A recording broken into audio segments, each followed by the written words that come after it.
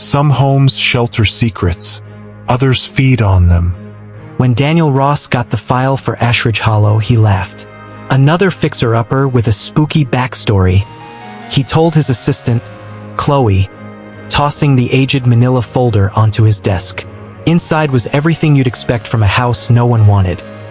Black and white photos of a moss-smothered Victorian home deep in the woods, a short paragraph about its history, and a long list of failed sales attempts.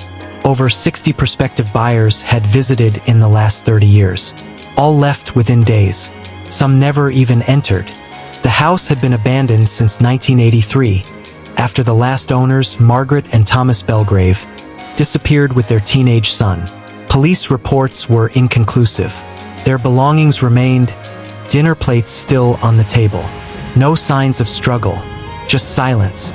Daniel was a real estate agent with a reputation for selling the unsellable. Creepy history, unreachable location, failing structure. Great, those were the ones he flipped fastest. It's all about story control, he said. Buyers don't want truth, they want narrative. Ashridge Hollow was a perfect challenge. The road to the house wound through thick woods that seemed to darken the further he drove. Even in daylight, the trees felt too still. Daniel's GPS lost signal an hour before he arrived, and the final stretch wasn't on any map.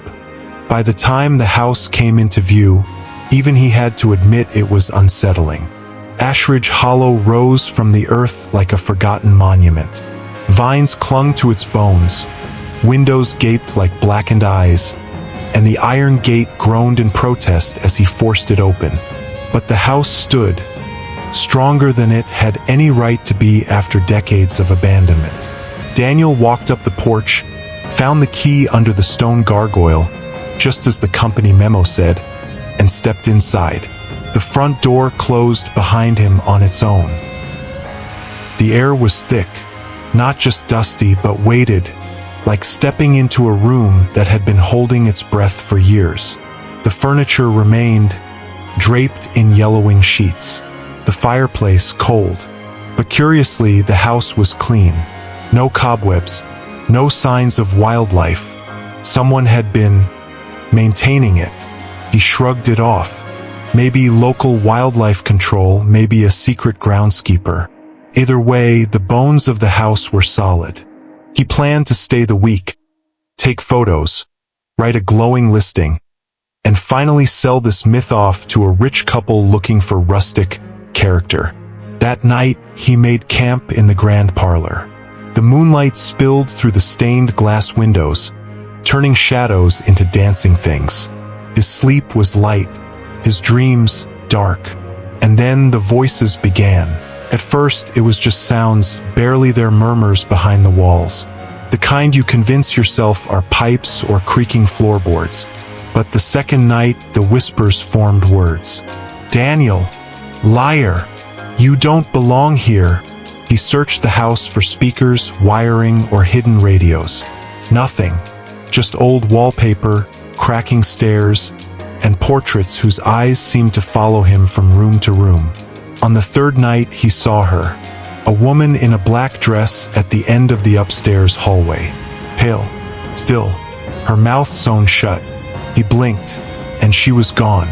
He told himself he was tired. But in the morning, the hallway mirror bore a handprint. From the inside, in the study, Daniel noticed a draft behind the bookcase. He found a hidden mechanism and, with effort, pushed it aside. Behind it, a small circular room. Charcoal lines marked the floor in the shape of symbols he didn't recognize. The next night, Daniel dreamed of fire, of hands pulling him into the ground, of blood oozing from beneath the floorboards. He woke to find the lights dead. His phone was bricked. The front door wouldn't open. He smashed a chair through a window, only to find solid wood behind the glass. The house had sealed him in. And then the rooms began to change.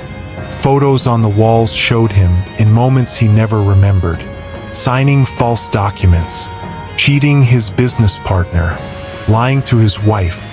The kitchen clock reversed. His own voice came through the radio. You lied. And now the house knows. The house wasn't haunted by ghosts.